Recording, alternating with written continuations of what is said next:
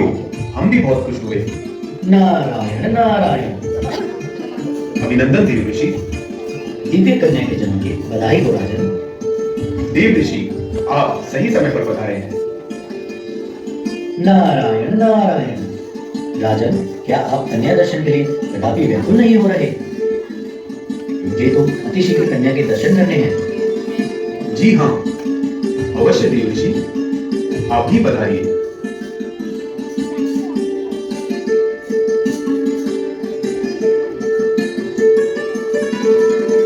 प्रणाम ऋषिवर।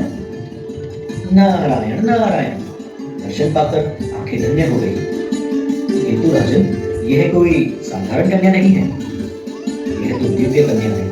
इसके चेहरे का तेज, कमल रूपी आंखें, मुखमंडल की आभा देखते ही बनती है। इसका तो अतिशीघ्र नामकरण हो जाना चाहिए। तो ऋषिवर, हमें आप ही बताएं कि इस कन्या के अलौकिक रूप और तेज के कारण इसका क्या नाम उचित रहेगा? नारायण नारायण। आज का यह दिन व समय अति पावन है देवी। इस पावन कन्या के दर्शन पाकर मन में सात्विक भाव प्रकट हो रहे हैं, इसलिए इस कन्या का नाम सती रखना उचित रहेगा। धन्यवाद देव ऋषि। हम अभी अपने राज्य में घोषणा करा देते हैं कि राजा दक्ष के यहाँ सती ने जन्म लिया है तथा उत्सव की भव्य तैयारियां की जाए।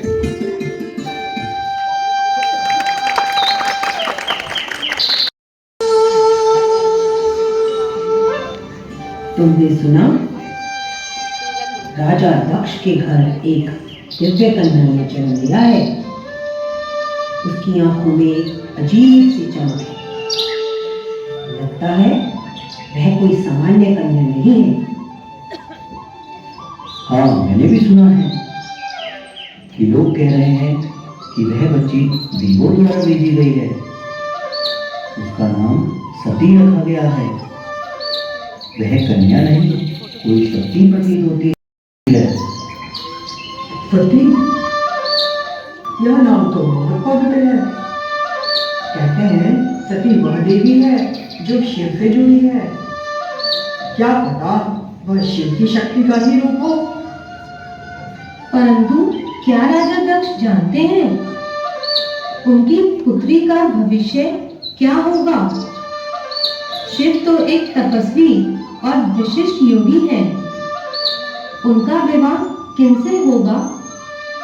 क्या इस कन्या का जीवन भी वैसा ही होगा? अरे, इन सब बातों में समय नष्ट मत करो। जैसा ईश्वर ने तय किया है वह अवश्य हमारे लिए अच्छा ही होगा। और यह दिव्य कन्या हमारे लिए किसी वरदान से कम नहीं होगी। ओ सुनो सुनो, ओ सुनो सुनो। राजा दक्ष के महल में एक दिव्य कन्या देवी सती के जन्म के उपलक्ष्य में भव्य उत्सव का आयोजन किया गया है। आप सभी वहां आमंत्रित हैं। ओ सुनो सुनो, ओ सुनो सुनो, ओ सुनो सुनो। चलो चलो, सब राजमहल चलकर महाराज और महारानी को बधाई देकर आते हैं। हाँ हाँ, चलो चलो।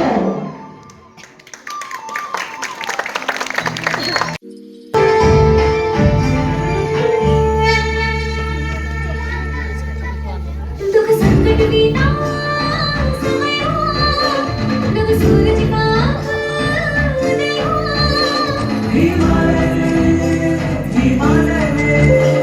आनंद की बरखा बरस रही, सबकी आशाएं हर्ष रही। शुभों का हुआ आगमन, उत्सव में हम धरते गगन,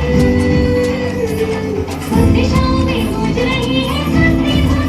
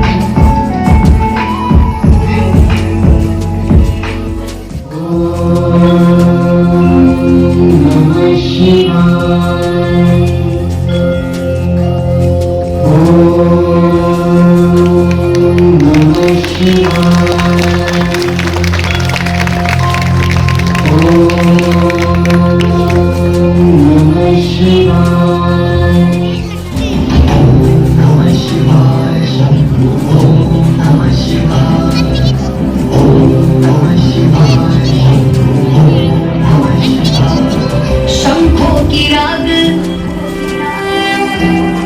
धूणे की आग,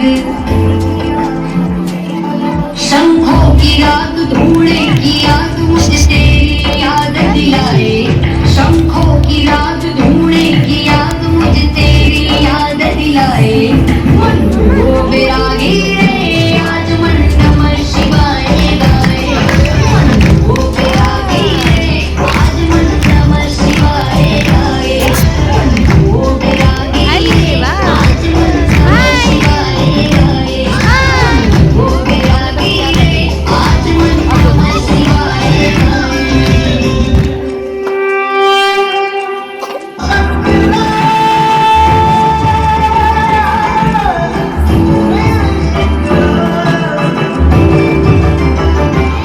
मेरे शंभू सुन के दाना, सुन के दाना, सुन के दाना, सुन के दाना, बड़ा ऊंचा तेरा द्वारा, तेरा द्वारा, तेरा द्वारा, तेरा द्वारा। मेरे शंभू सुन के दाना, बड़ा ऊंचा तेरा द्वारा, बड़ा ऊंचा तेरा द्वारा।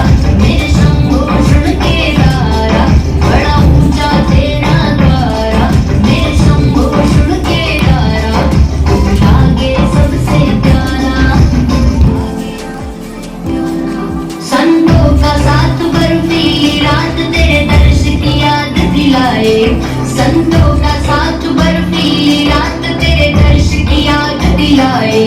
मन को बैरागी रे, आज मन नमः शिवाय गाए। मन को बैरागी रे, आज मन नमः शिवाय गाए। मन को बैरागी रे, आज मन नमः शिवाय गाए। मन को बैरागी रे, आज मन नमः शिवाय गाए। हे देवी, मैं आपकी घोर तपस्या, अपने प्रति प्रेम और समर्पण से अत्यंत प्रसन्न हुआ। आपका प्रेम मेरे लिए अनमोल है। मैं आपको प्रसन्नतापूर्वक स्वीकार करता हूँ।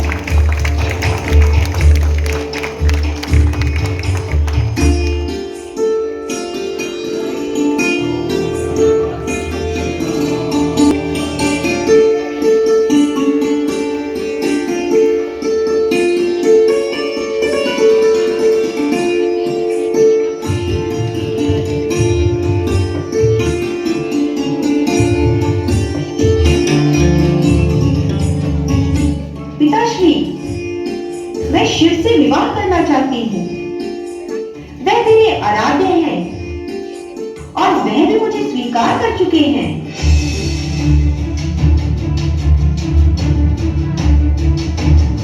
सती, शिव एक वनवासी है और उनके जैसे तपस्वी से तुम्हारा विवाह संभव नहीं है। एक राजा की बेटी का विवाह योगी से असंभव है। उनके पास रहने के लिए कोई राष्ट्रीय ठाट भी नहीं है। वह वैराग्य का प्रतीक है। उनके साथी भूत, प्रेत, अघोरी, नंदी और विषैले सर्प हैं। ऐसे व्यक्ति को मैं कभी अपना दामाद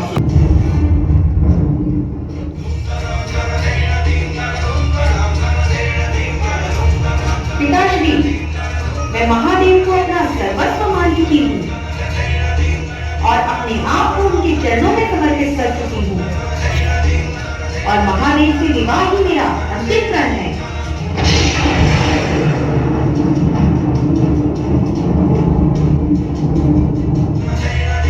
अगर आप अपने निर्णय पर अडिग हैं, तो चंद्रवंश के कुल की मर्यादा का उल्लंघन कर रही हैं।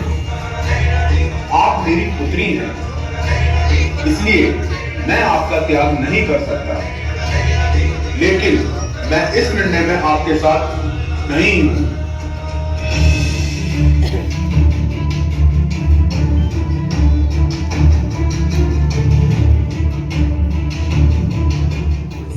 स्वामी, अगर पुत्री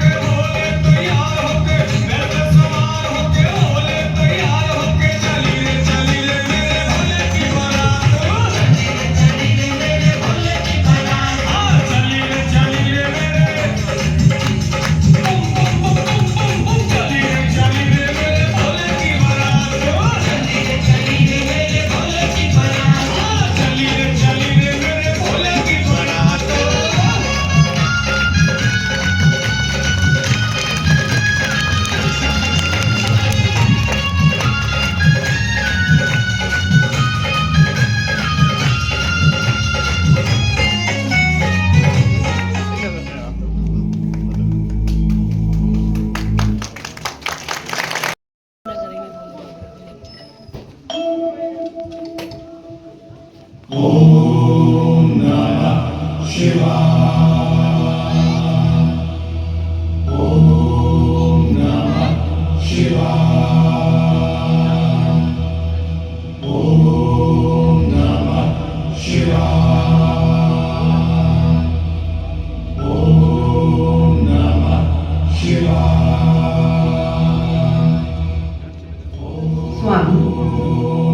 पिताश्री ने भव्य यज्ञ का आयोजन किया है तथा मैं अपने महल जाकर सबसे मिलना भी चाहती हूँ। आप अनुमति दें तो क्या मैं राजमहल हो आऊं? किंतु देवी, हमें वहाँ आमंत्रित नहीं किया गया। हमारा वहाँ जाना उचित नहीं। वास्तव में तो बिना आमंत्रण किसी पुत्री को अपने पिता के घर नहीं जाना चाहिए। किंतु स्वामी, वह मेरा घर है और मैं वहां जाकर जानना चाहती हूँ कि पिताश्री ने हमें आमंत्रित क्यों नहीं किया। ठीक है स्वामी, आपका जाना वहां उचित नहीं, किंतु राजा दक्ष की पुत्री होने के कारण मेरा यह जानना अत्यंत आवश्यक है।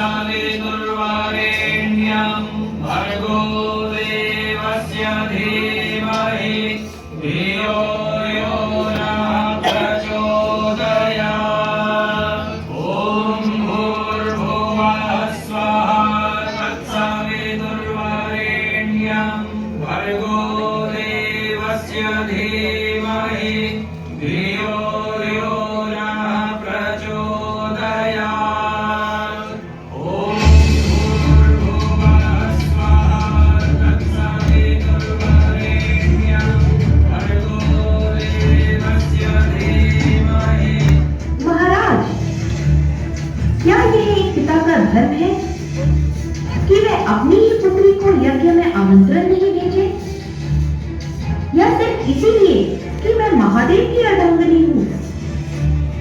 यह तुम्हारा नहीं, देवताओं और श्रेष्ठ जनों का यज्ञ है। यहाँ महादेव जैसे अघोरी का कोई स्थान नहीं।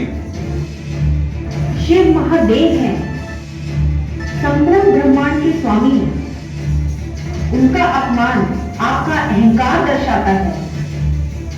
पिताश्री, यह आपका अन्याय है और इसका परिणाम आप स्वयं देखेंगे। मैं अपने अस्तित्व का यही परित्याग करती हूँ। यह सृष्टि, सर्वत्र ब्रह्मांड, यह देवगण और आपकी उपस्थिति में मैं सती महादेव की अर्धांगिनी आज अपने देह को इसी यज्ञ की अग्नि में जलाकर भस्म करती हूँ।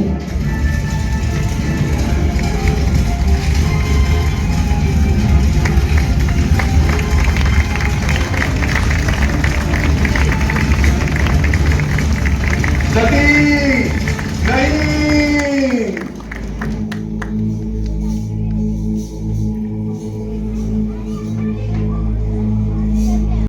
अब देखते हैं भगवान शिव के इस ओट का प्रभाव और आगे की घटनाएं।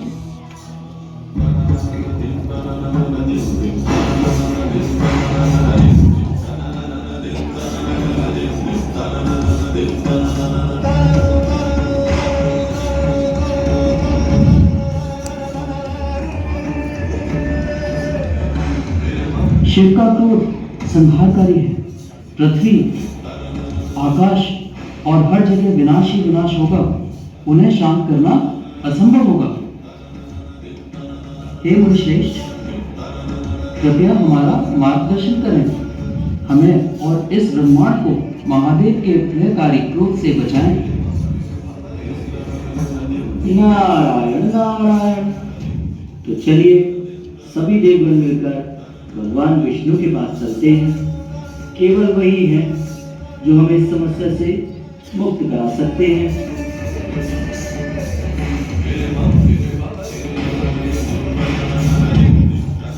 हे महादेव, आप इस सृष्टि के रचयिता हैं। इस संसार पर कृपा कर। आपका दुख असहनीय है, किंतु अपना क्रोध इस धरा पर न उतारें। यह सृष्टि आपकी शरण में। हे महादेव, हमें क्षमा करें, हमें क्षमा करें।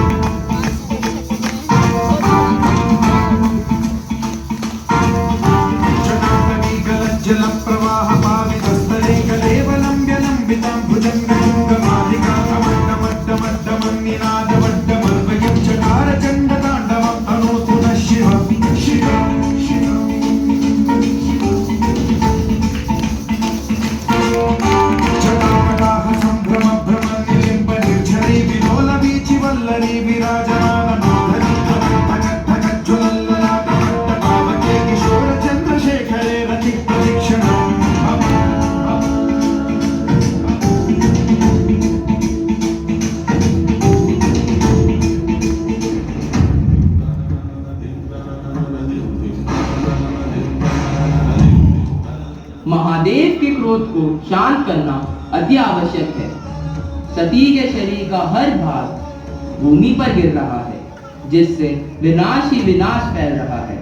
मुझे सुदर्शन चक्र का प्रयोग कर उनके शरीर के अंगों को विभाजित करना होगा, ताकि सृष्टि को बचाया जा सके। हाँ प्रभु, यह वही शक्तिपीठ होंगे जहाँ सती के विभिन्न अंग गिरेंगे। इन पवित्र स्थलों पर शक्ति की महिमा गूंजेगी और यह उनकी भक्ति का स्थान भी होगा। महादेव, ये संपूर्ण सृष्टि आपके शोक को सह नहीं सकती। सती का बलिदान कभी व्यर्थ नहीं जाएगा। उनके शरीर के अंग जहाँ जहाँ पृथ्वी पर गिरेंगे, वहाँ वहाँ शक्तिपीठ बनेंगे, जो उनकी शक्ति और स्मृति को अमर बनाए रखेंगे। सती का यह वियोग अत्यंत कष्टदायी है, लेकिन आपका ये प्रस्ताव उनके सम्मान को चिरस्थायी करेगा। शक्ति पीठों के माध्यम से उनकी शक्ति इस संसार में जीवित रहेगी।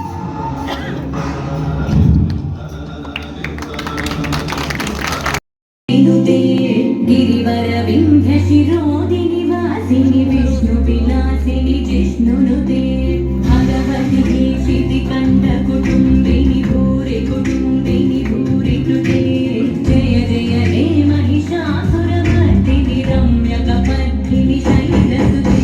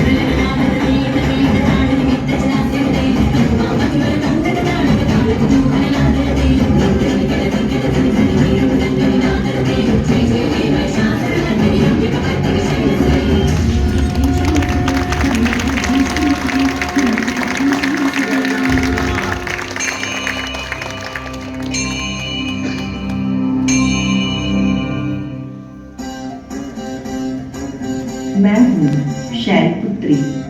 मैं प्रकृति का एक रूप हूँ जो पार्वती की प्रारंभिक अवस्था है।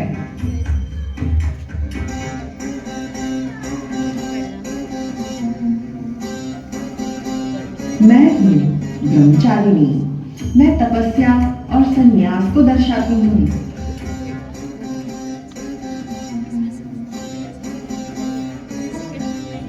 मैं हूँ चंद्रघंटा।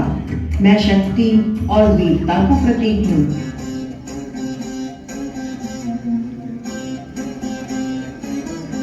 मैं हूँ कुष्मांडा। मैं सृष्टि की देवी हूँ।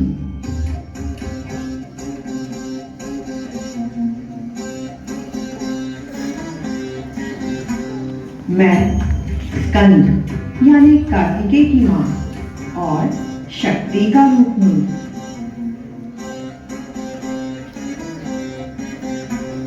मैं हूँ कात्यायनी। मैं रक्त बीज का वध करने वाली देवी हूँ।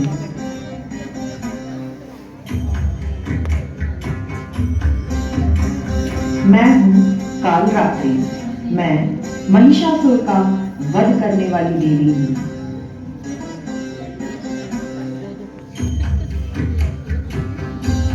मैं हूँ महागौरी। मैं शुद्धता और पवित्रता की देवी हूँ।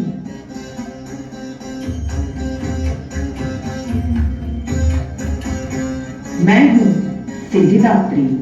मैं सिद्धि और आदिशक्ति की देवी हूँ।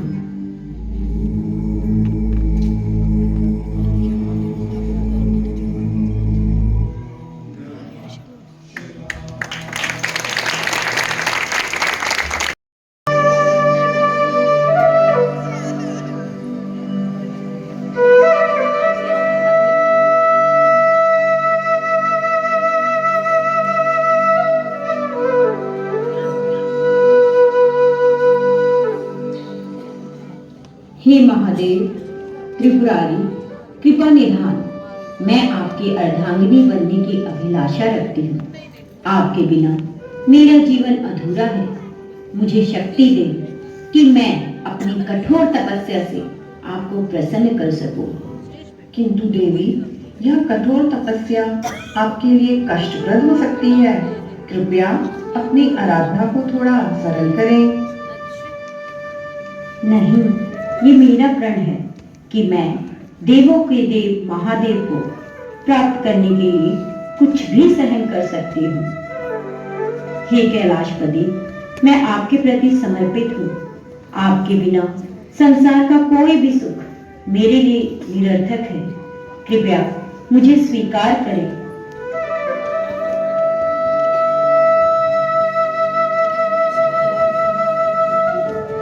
नारायण नारायण। हे देवी, आपकी तपस्या ने तो त्रिलोक को चकित कर दिया है। स्वयं महादेव आपकी साधना से प्रसन्न हैं। आपके मिलन की यह पूरी सृष्टि साक्षी रहेगी।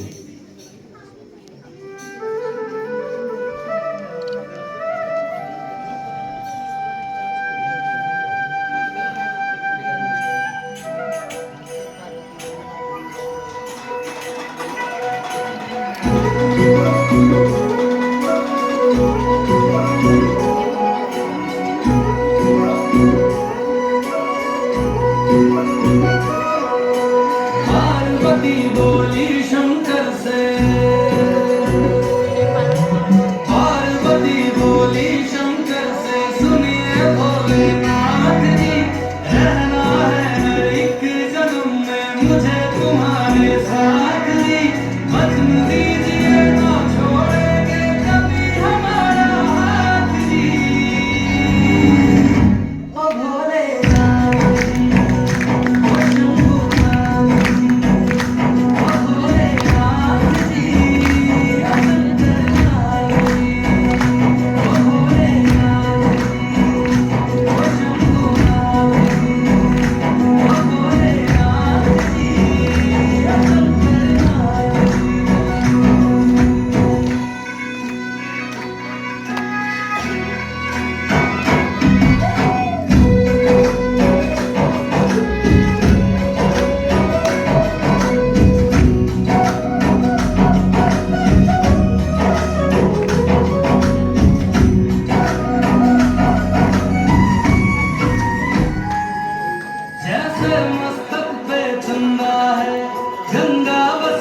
बचाओ, वैसे रखना है अविनाशी मुझे प्रेम की छाँव में।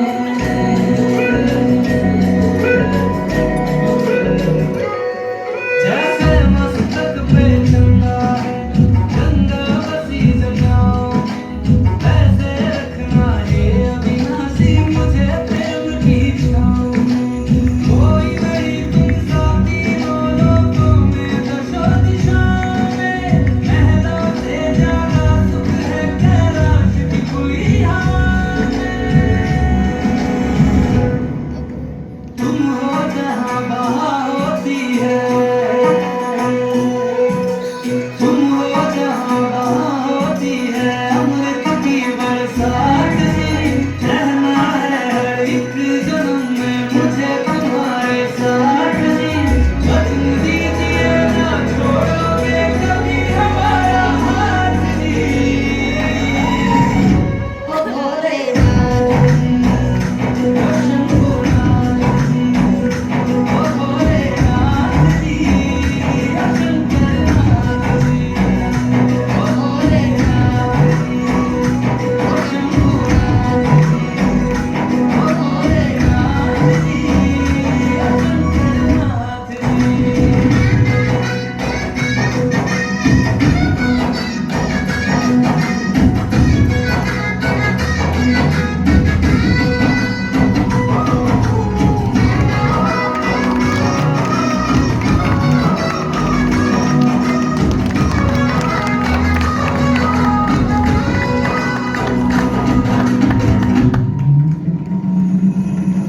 प्राण मेरे बसते हैं तुम में, तुम बिन मेरी नहीं गति। अग्नि कुंड में होके भस्म तुम हुई थी मेरे लिए सती। शिव बिन जैसे शक्ति थोड़ी शक्ति बिन शिव आधे आए। जन्मों तक न टूटेंगे ये जन्म जन्म के नाते। तुम ही मेरी संध्या हो गौरी, तुम ही मेरी प्रभात जी। वचन मेरा ना छोड़ूंगा कभी तुम्हारा हाथ जी। सदा रहेंगे तुम्हारे शंकर साथ जी। हे गौरा पार्वती, हे गौरा पार्वती, हे भोलेनाथ जी, ओ शंकरनाथ जी, ओ भोलेनाथ जी, ओ शंभुनाथ जी, ओ भोलेनाथ जी, ओ शंकरनाथ जी।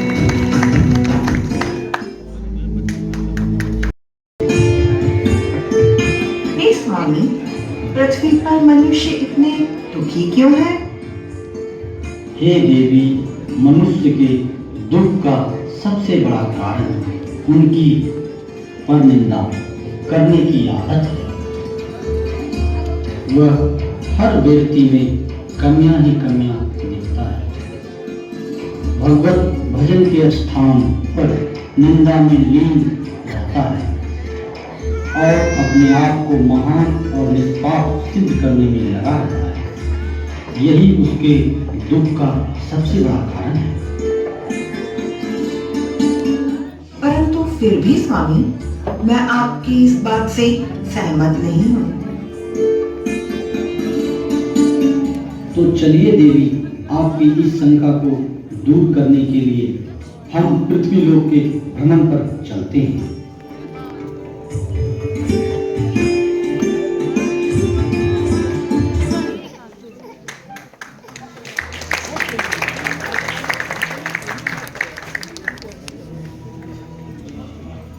सभी लोग उपहास कर रहे हैं। ऐसा करते हैं, आप नंदी पर बैठ जाइए और मैं पैदल चलती हूँ। ठीक है कल्याणी, जैसी आपकी इच्छा। अरे देखो तो कैसा निर्दयी स्वामी है, जिसकी कोमल सुकुमारी स्त्री पैदल चल रही है और वह बैल की सवारी कर रहा है। कलयुग है भाई, कलयुग।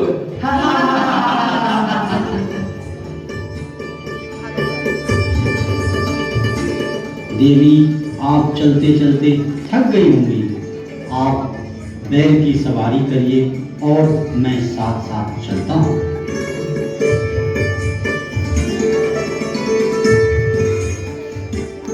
अरे अरे, देखो कितनी विचित्र जोड़ी है। वृद्ध पति पैदल चल रहे हैं और स्त्री खुद महारानी की तरह बैल की सवारी कर रही है। स्वामी, आप भी मेरे साथ नंदी की सवारी कर लीजिए, जिससे लोगों को उपहास करने का मौका नहीं मिलेगा। ठीक है देवी, पर क्या दोनों का बैल पर बैठना उचित होगा?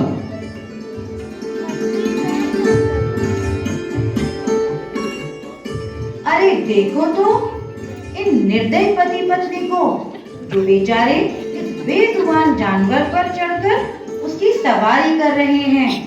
इन्हें मासूम बैल पर कदापि तरस नहीं आ रहा है।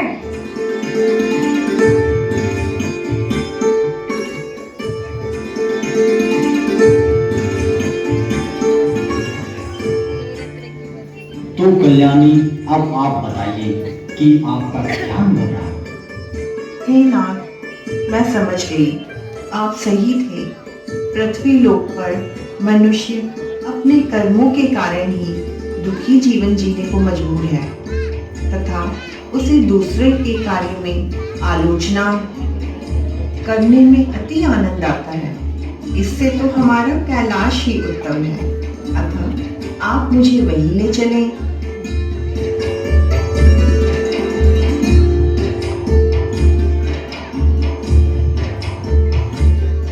सही कहा गौरी, जब तक हम अपने कर्म, वचन और बुद्धि का प्रयोग किए बिना दूसरों के जीवन में रुचि लेते रहेंगे और उनका उपहास करेंगे, तब तक हम मनुष्य जीवन में दुखी ही रहेंगे तथा इस जीवन में आप किसी की भी बातों पर ध्यान देंगे तो आप अपने कर्म के मार्ग से विचलित हो जाएंगे और अपने कार्य उनकी पर निंदा के कारण पूर्ण नहीं कर पाएंगे। इसलिए हमें अपने कर्म पर ध्यान देना चाहिए।